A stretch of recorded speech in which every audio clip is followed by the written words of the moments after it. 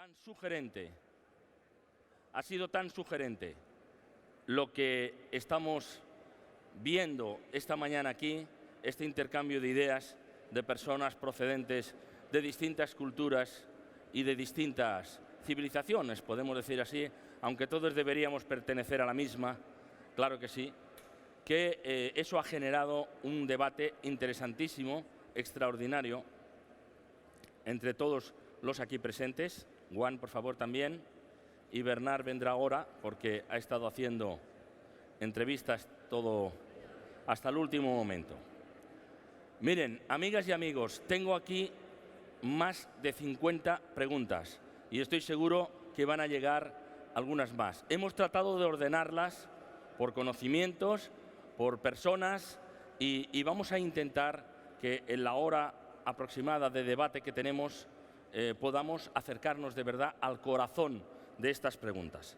Miren, a mí me gustaría empezar con Juan. Le preguntan muy directamente, me sigues, ¿no? ¿Me entiendes? ¿Cuál es su opinión sobre el más reciente Premio Nobel de la Paz? ¿En qué consiste para usted su delito?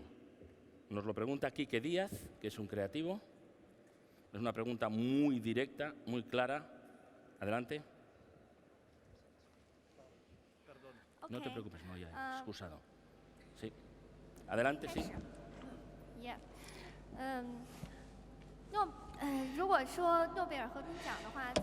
Si decimos el premio del Nobel, en la última edición, ¿a quién fue entregado?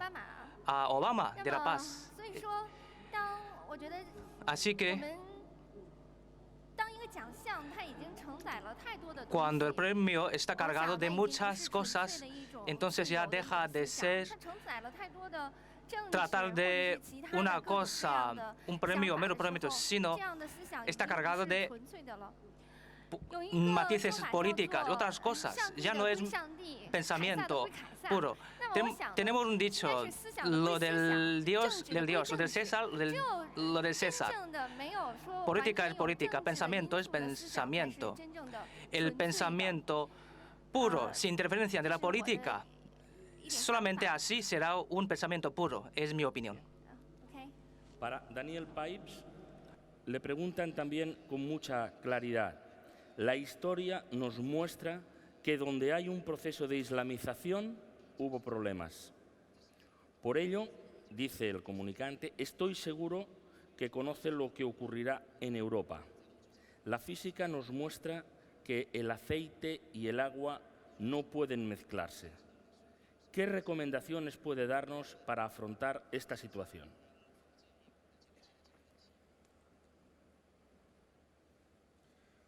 I believe that the Yo creo que lo más importante para los europeos es apreciar su propia civilización. Antes mencioné el multiculturalismo y lo importante de hacerlo correcto desde el punto de vista político y también la sensación de culpabilidad que siente Europa por quizás actos algo terribles en el pasado.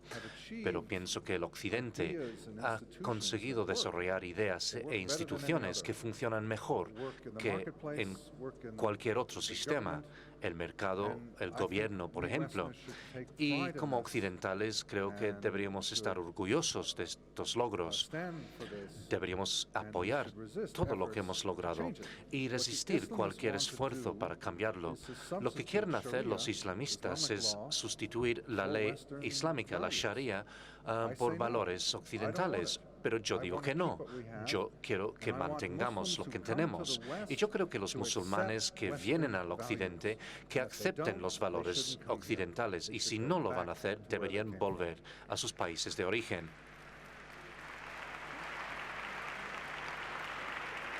Pregunta ahora para Irene Khan.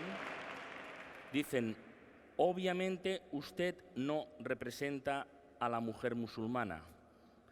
Le felicito por su valentía y su determinación. La pregunta es, ¿cuándo la mujer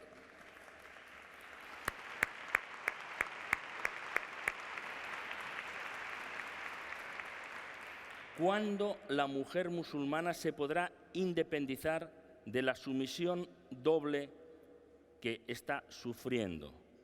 La sumisión, dicen aquí que Islam significa sumisión, usted nos dirá, y la otra sumisión que es la ejercitada por el hombre.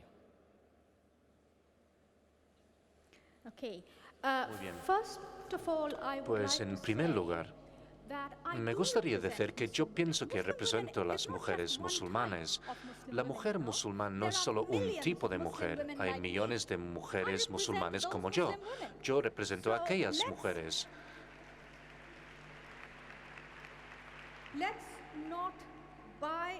Entonces no deberíamos engañarnos en cuanto al significado de ser mujer musulmana. En segundo lugar, diría que dentro de este sistema, incluso para las personas que son más religiosas que yo, dentro de ese sistema hay muchas variantes y Islam ha pasado por muchos periodos de cambio y transformación. Según el pensamiento tradicional de la época medieval, pues fue así, pero las leyes y las tradiciones cambian, las culturas y las sociedades también cambian. Debemos recordar que en Europa hubo una tradición antisemítica, pero hoy en día es totalmente inaceptable. No se hace eso. Hubo también la tradición de la esclavitud, y esto también se ha eliminado. Entonces las culturas se transforman y se cambian, pero tenemos que abordar estos asuntos de una manera que las personas pueden reconocer estos cambios y cambiar también. Europa ha llevado mucho de las colonias. Entonces, no se trata de que el Occidente creció dentro de una caja aislada. Siempre estaba en interacción con otras civilizaciones. Y estas interacciones a veces dan lugar a conflictos. Algunos conflictos son saludables y otros no. Pero solo de esta forma podemos fomentar el cambio. Y en este sentido, pienso que no es algo negativo. Cuando pensamos en nosotros y ellos, entonces perdemos el mensaje. Yo no tengo una sola identidad. Soy una mujer de múltiples identidades. Soy asiática, soy de Bangladesh, vivo en Europa y me encanta la literatura mundial. También me encanta cocinar y yo hago confituras. Y estoy seguro que nosotros podemos encontrar algo en común y es en base a lo común que debemos construir estas puentes. Y en cuanto a la pregunta acerca de cuándo las mujeres musulmanes pueden librarse de los problemas que usted ha mencionado, yo creo que los problemas que yo he mencionado afectan a todas las musulmanas. Piensen en América Latina y los derechos de reproducción de las mujeres en América Latina. En el caso de un país como Nicaragua, donde donde el aborto está prohibido, pues las mujeres ahí también están luchando por sus derechos. Por lo tanto, me refiero más bien a un asunto global relacionado con los derechos de las mujeres. Y yo creo que centrarnos en el Islam es demasiado simplista. Tenemos que buscar diferentes formas de crear algo universal. Tenemos que reforzar los valores universales y todo lo que tenemos en común, en vez de intentar mantener lo nuestro exclusivamente. Yo he hablado con mujeres, por ejemplo, en Darfur, y las mujeres ahí no entienden el concepto de derechos humanos, pero entienden el concepto de la justicia, y yo empiezo mi diálogo precisamente ahí.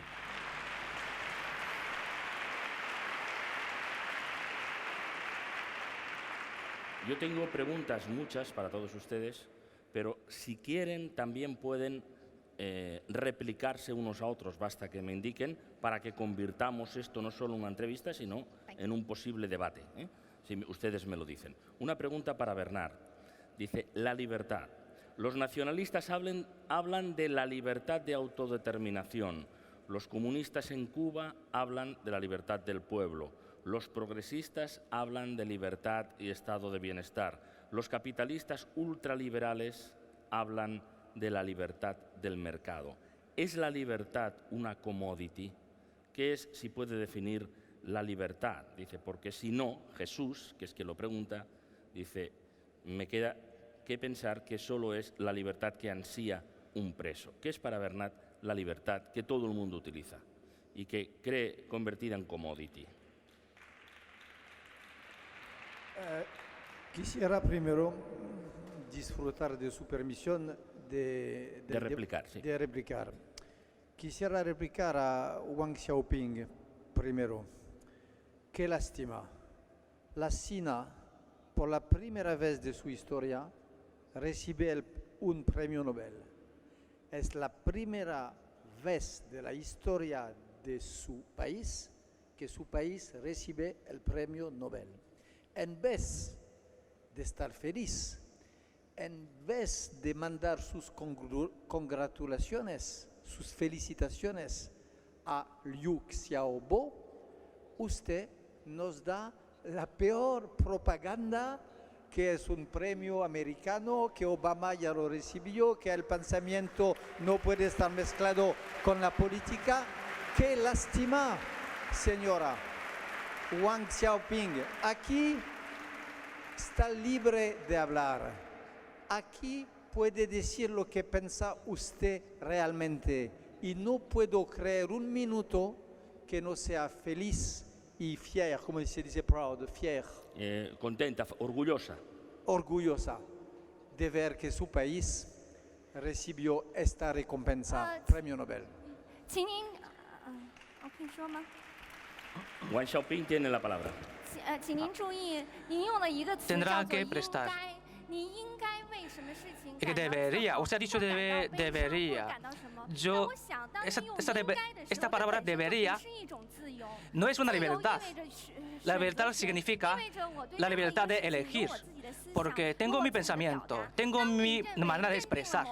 Cuando opino una cosa, es que cuando estoy condenada a opinar algo, pierdo la libertad. Yo también he notado, justamente usted dice que la libertad es una gran fuerza de pensamiento, pero la fuerza, como en la física, crea dos cosas, aspecto positivo y negativo.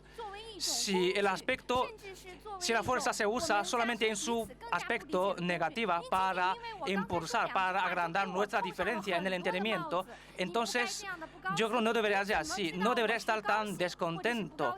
¿Cómo podría usted saber si estoy contenta o no? Justamente aquí veo, si usted condiciona la libertad como una propaganda, una consigna, en lugar de definir la libertad de manera clara. Así que la libertad podría ser utilizada como un instrumento, una herramienta. Incluso es para proclamar un pensamiento en nombre de la libertad, pero no es así. Sí que reconozco, tenemos una libertad universal, pero si es así, la libertad cambia de olor. Tendremos que decir menos, debería, si no nos sentemos aquí para hablar, para comunicarnos, para intercambiar ideas. Por ejemplo, un chino como Liu Xiaobo, si él puede ganar un premio Nobel, entonces para mí, yo creo que muchísima gente más puede ganar este premio. Así que si lo que prestamos atención es al pensamiento en lugar de a una persona, lo que estamos a los que está importando es la historia, el proceso de la historia, sino un aislamiento, un suceso aislado. No deberíamos utilizar el suceso aislado como una herramienta. La utilización como herramienta va en contra de la libertad. La libertad debería estar conforme a la aspiración de una persona. No debería ser una herramienta utilizada para atacarnos. Para mí, yo creo que si Liu Xiaobo puede ganar el premio, entonces en este mundo hay muchísima gente más que pudiera ganar este premio. La paz verdadera necesita una guía. La paz verdadera no es una propaganda. La paz verdadera necesita una causa nueva, necesita el entendimiento y comunicación entre todos los seres humanos. No viene de una herramienta. Así que ponemos etiquetas. Tiene la palabra Irene Cano. Hace daño. Después continuamos con esa pregunta de las libertades. Irene, a propósito. Pues yo era jefa de, bueno, yo trabajaba para Amnistía Internacional hace poco y recibimos el Premio de la Paz, el Premio Nobel de la Paz en el 87. En esa época, Amnistía Internacional recibía muchas amenazas en el Reino Unido. Entraron en nuestras oficinas porque estábamos manifestando contra la infracción de los derechos humanos en Nigeria. Y mi trabajo en Chile en esa época para luchar contra las personas que sufrieron abusos bajo la dictadura de Allende, pues hoy en día Amnistía Internacional es un organismo de derechos humanos muy respetado. Yo he visitado China, tenemos una oficina en Hong Kong. Entonces, para mí, el Premio de la Paz realmente saca temas que son difíciles de abordar en el contexto nacional. No obstante, esta interacción entre lo nacional y lo global es precisamente lo que fomenta el progreso. Y yo espero que China considera este premio no como un insulto o una provocación, sino una forma de decir una manera de que el mundo dice a China que China es un actor global y que estos son valores globales que han evolucionado con el tiempo y que queremos que China se une con nosotros. Y como medida de esta apreciación, espero que el ganador del Premio Paz pues sea puesto en libertad. Un turno de réplica breve, por favor, para Guan. ¿Quiere intervenir? Sí.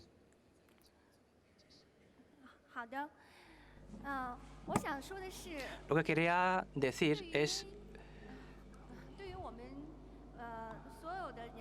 para todos los seres humanos,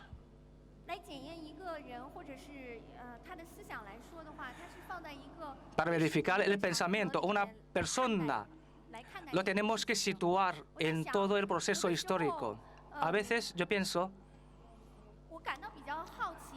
siento curiosidad por cuando se otorga el Premio de Paz Nobel a esta persona.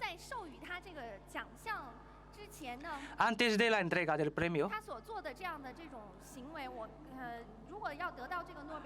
lo que hacía, yo creo que para ganar el premio tiene que tener pensamientos o actuaciones correspondientes, pero me parece que lo que hacía no es digno, no es suficiente para representar el pensamiento de todos nosotros. Creo que debemos recuperar, si le parece, la pregunta que le hacían a usted, salvo que quiera, que era, como recuerda, los nacionalistas hablan de autodeterminación, los de Cuba hablan de otra cosa, etcétera, y la libertad de mercado. Adelante.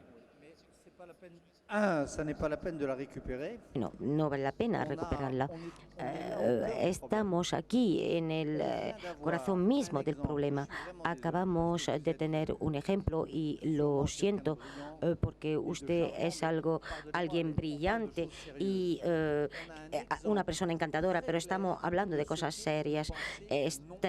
Tenemos un ejemplo muy claro de lo que es el pensamiento no libre cuando se le escucha. Yo creo que Liu Xiaobo en su cárcel es más libre que usted aquí en Málaga. Usted está repitiendo palabra por palabra la frase de la propaganda china. Usted está repitiendo las banalidades de un poder político chino que está aullando. ¿Por qué? Porque sabe que no se puede ser una gran potencia como China sin un mínimo de libertad política e intelectual. Los jefes en China lo saben y es por eso que les molesta tanto este premio Nobel, porque este premio Nobel es un reconocimiento de la grandeza de China, de la antigüedad de su cultura, de la nobleza de su pueblo y de la necesidad para la gran potencia que es China de integrarse en este orden de valores universales del que nos estaba hablando antes y no hay valores, hay valores chinos, hay valores de Bangladesh, de donde sea, pero también hay valores universales y no es porque estos valores hayan nacido en China, en Europa o donde fuera que no son universales. Los valores son independientes del lugar donde nacen. Se puede separar de los bloques de civilización donde han nacido para viajar y para enriquecer, fertilizar otras culturas. Y créanme, la cultura china será aún más mayor, será aún más fiel a sí misma y mayor, más grande si acepta orgullosamente, valientemente integrar en su espacio mental valores que han nacido en otras latitudes, por ejemplo en Europa. La cultura europea no es enemiga de China, puede fecundarla, puede enriquecerla, lo mismo que la cultura china, que es una de las mayores en el mundo, no es enemiga de la occidental, puede enriquecerla, puede fecundarla. Esta es la libertad de viajar a través de la cultura, no ser preso de sí mismo, de su lugar de nacimiento. Esa es la libertad, eso es lo que ignoran los que usted ha citado, el partisano del libre mercado, el cubano, etcétera. Bueno, ¿qué pasa? Pues que la libertad,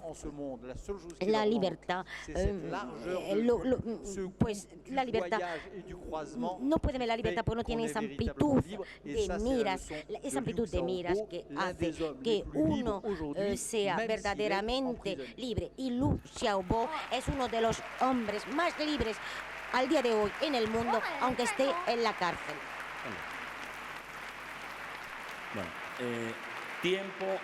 Vamos a intentar cerrar esta parte del debate, pero damos un tiempo de réplica para Wang Xiaoping. Please.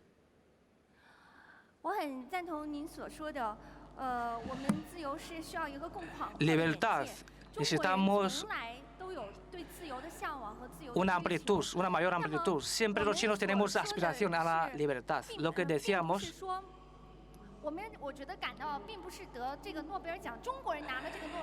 y la entrega de premio, claro, nos sentimos contentos. Mi descontento, o lo que dices, mi descontento.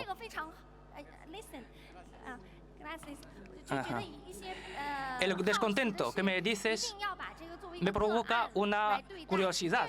Lo tenemos que tratar como un caso aislado. Como justamente lo que dice, preso político es un problema común en el mundo. Y muchos países están encarcelados, muchos presos políticos, originados por problemas políticos. Pero yo creo que un problema a nivel global no lo podemos situar en un caso aislado o en una persona física aislada. Justamente nos da la sensación de que el premio Nobel ya no es tan puro. Queda ahí. Bernard, cerramos esta parte del debate sobre el debate. Están claras las posiciones. Creo que están claras las posiciones. Podríamos continuar, pero no es un partido en este sentido de tenis ni de frontón. Están claras las posiciones y debemos recuperar otras ideas dentro de nuestro debate. Miren, hay una persona que dice que después de 3 días de congreso, libertades también, donde ha visto solo en un momento, cuando ha visto intolerancia, dice aquí, y discusión, es cuando se ha hablado de religión, o ahora cuando hemos hablado de libertades, añadiría yo, ¿no? La fe, se pregunta, la religión, es lo que más aleja a las personas y la que más nos radicaliza. Y entonces la pregunta para Daniel Pipes y también para Irene dice, desde la época de las cruzadas llevamos más de 700 años enfrentados, Oriente, o sea, el Islam, y Occidente, o sea, el cristianismo. ¿No cree, Daniel, que sería el momento de convivir las dos culturas y religiones, evitar la confrontación y sumar esfuerzos para mejorar la humanidad en paz? Estoy de acuerdo con esta premisa. Y sí, creo que puede haber simbiosis. El problema es que el mundo musulmán hoy en día está dominado por los islamistas. Quieren dominar sus propios países y el resto del mundo también, incluyendo Europa.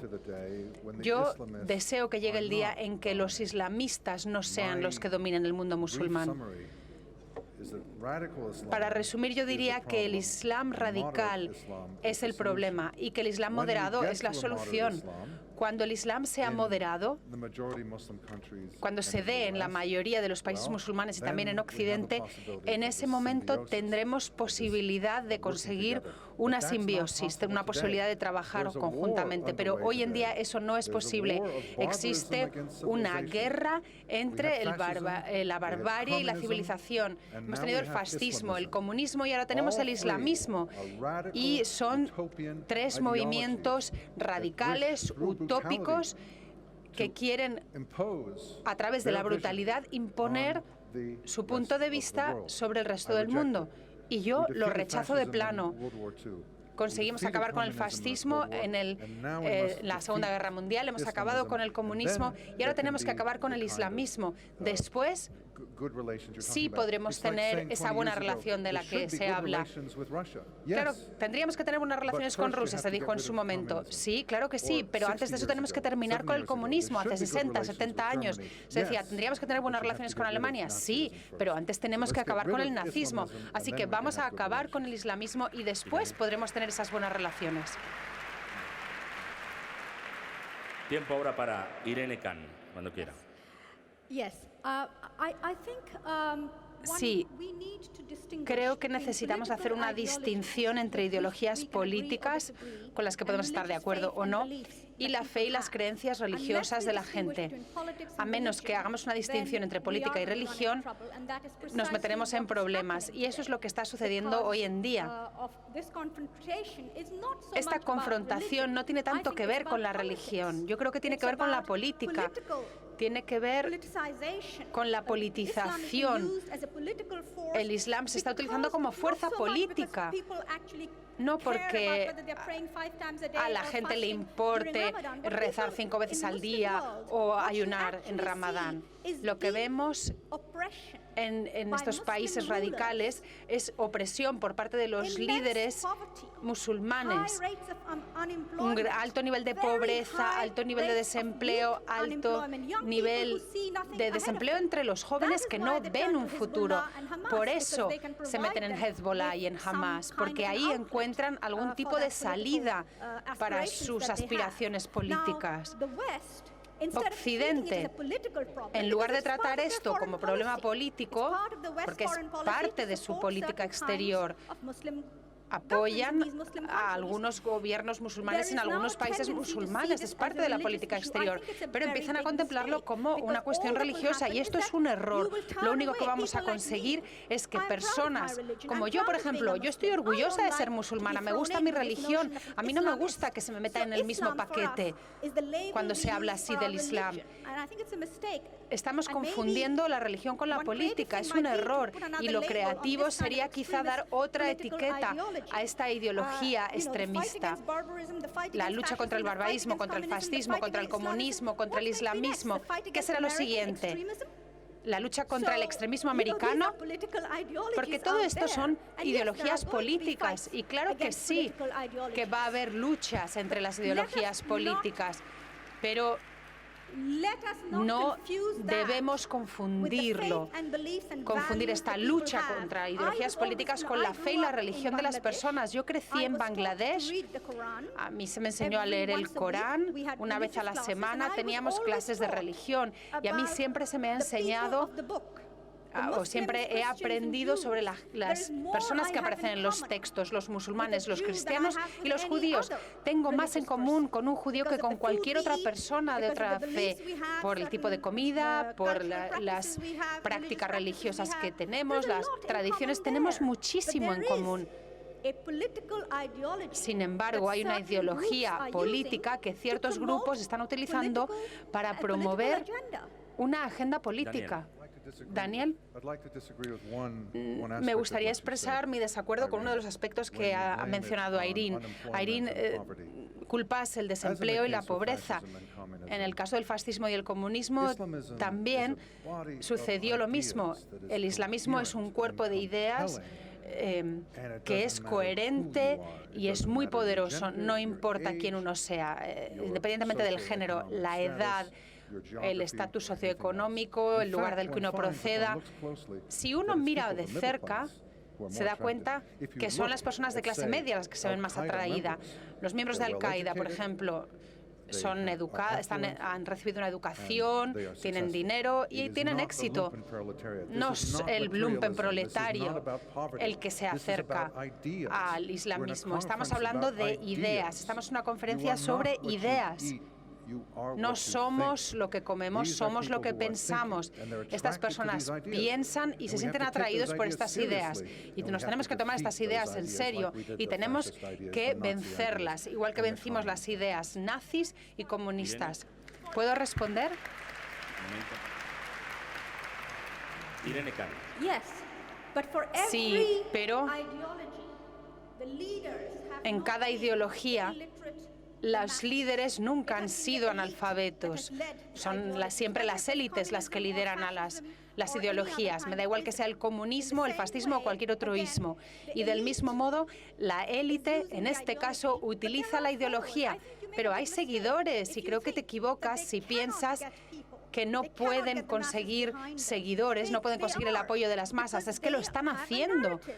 Tienen una narrativa y utilizan la narrativa de la pobreza, de la opresión, del ser mártires, de estar excluidos. La cuestión del hijab en Europa. Cuando llego a Bangladesh, en los pueblos, las mujeres me preguntan sobre lo que pasa en Europa. Por supuesto que existe explotación y hay mucha propaganda que se emite alrededor de estas cuestiones. No estamos hablando solo de la élite rica. Tenemos que promover el progreso en esas zonas, un mejor desarrollo social, una mejor educación, para que en estas regiones la gente no se crea estas teorías medievales. Pero necesitamos utilizar el desarrollo social, la educación, la exposición a los derechos humanos, el diálogo, la comprensión. Tenemos que utilizar todo esto. Si nos equivocamos y la gente se pone a la defensiva con respecto a su religión, van a cerrar la puerta y nosotros vamos a perder nuestra batalla. Sobre esta cuestión, pero antes déjeme leer una pregunta por si quiere incorporar la respuesta. Dice, aquí hablamos de libertades y de posibles situaciones de convivencia entre musulmanes y cristianos. Pero ¿qué opinan de la polémica creación de una mezquita en la zona cero de Manhattan? Y pregunta aquí, ¿se les está realmente ofreciendo a los musulmanes demasiada libertad? Por si quiere incorporar en su respuesta. Bueno, pienso que Daniel Pipes y la señora Shiva no están tan en desacuerdo. Voy a intentar proponer un concepto que les ponga quizá de acuerdo. Pienso que en efecto hay una guerra. Está claro, la gente que atacó las Torres Gemelas, los talibanes en Afganistán, los que están en Pakistán, los argelinos del FIS, lanzaron una guerra mundial.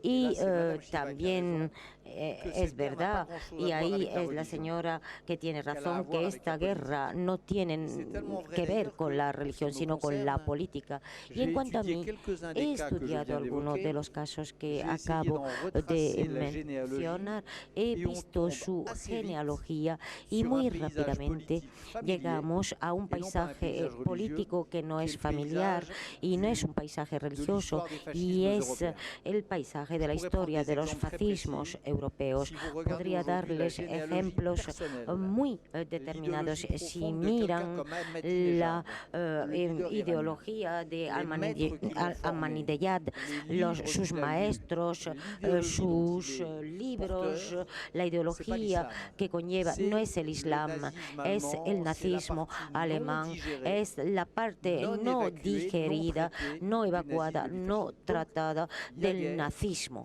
Entonces, esa guerra es política y propongo el concepto siguiente. Pienso que el auténtico reto del día de hoy, la auténtica batalla que todos hemos de llevar a cabo, es una guerra de civilizaciones en el seno del mundo árabe o árabo-musulmán, entre los musulmanes moderados y los fanáticos. La única guerra de civilización es la guerra entre los herederos de Massoud en Afganistán y los talibanes, entre los estudiantes pakistaníes que quieren la libertad de pensamiento y de palabra y los mulá disfrazados de agentes de servicios secretos que quieren la sumisión. Si en el Bangladesh los herederos de Mujibur Rahman, que era un musulmán eclégé, y lo que quieren ejecutar Nasrin el día de hoy, pues yo creo que independientemente donde estemos, si admitimos esta idea, vemos que la auténtica guerra que hay hoy está entre estas dos enfoques del Islam, uno fascistoide, autoritario, y otro Islam amigo de los derechos humanos, de la democracia y favorable a la emancipación de la mujer. Ahí está la batalla, ahí está el campo de batalla, y esto es un asunto del mundo musulmán en primera línea. El 11 de septiembre, evidentemente, pero el mayor número de víctimas del integrismo musulmán son musulmanes.